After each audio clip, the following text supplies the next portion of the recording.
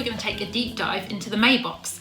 Now, first things first, you know that every month we send you 5 whiskies direct to your door, and if it's your first time with us at Pour and Sip, your box is going to look a bit like this. The bigger, square, chunky version. That's because you've got your all-important tasting glasses inside. Now, these are shaped like this to make it even easier for you to get to the heart of these whiskies. We've chosen them because we love them and we want you to get the most out of them. So if you want to get super geeky about nose, palate, flavour, use these. And if you want to get even geekier, don't forget you can tune into our live tastings every first and third Thursday. We go out on Twitter, YouTube and Facebook, so just look for us at Pour and Sip.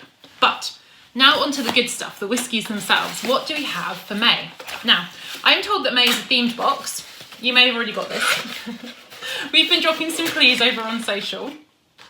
And let's see what lies within. First of all, you've got your tasting notes here. So if you want a little spoiler alert, you can do that. But I want to see what we have inside. And here we have our 5 drams. This is very exciting. Islay is our theme for this month. We are taking a trip over to the Hebridean Island off the west coast of Scotland, and I can't wait. It's one of my favourite places on the planet. It's literally overflowing with incredible whiskey, but not all peated whiskey, so don't panic if you think Islay is all about smoke, all about earth, all about iodine. It's not, as we'll discover this month, which is awesome. So, first dram up is Bruichladdich. Here we are. The Islay Barley 2012 version. So if smoke isn't for you, this is an awesome place to start. Bruichladdich is up on the northwest, getting my compass points right, and it's a really cool distillery. They pride themselves up there on being super progressive, really forward looking, and this is a really great dram to start, particularly if you are new to Islay. And then next up we have Bunnahabhain, another favourite of mine, again from the north of the island. Here's the fun part, how to pronounce this name. Strickadere, I think I'm going to go with.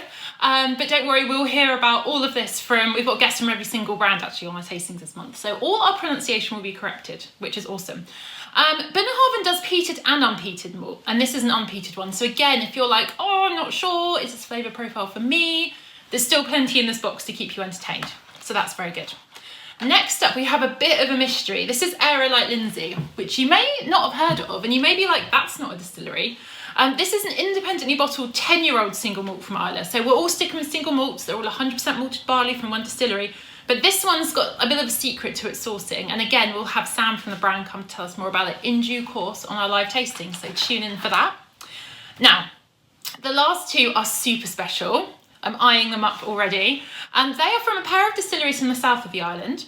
They both make use of sherry casks, and they're both brand new stuff, so let's check it out. First up, we've got Lagavulin 2005. This is the Distiller's Edition, Pedro Jimenez cask finish. We'll get all into like cask maturation and what flavours it gives on the live tastings, but safe to say, this will be super interesting. It will be really sweet with a bit of smoke, something a bit unusual, and again, a new exciting thing. And this one you might have seen on social media if you're a whiskey geek and you like to see what's going on.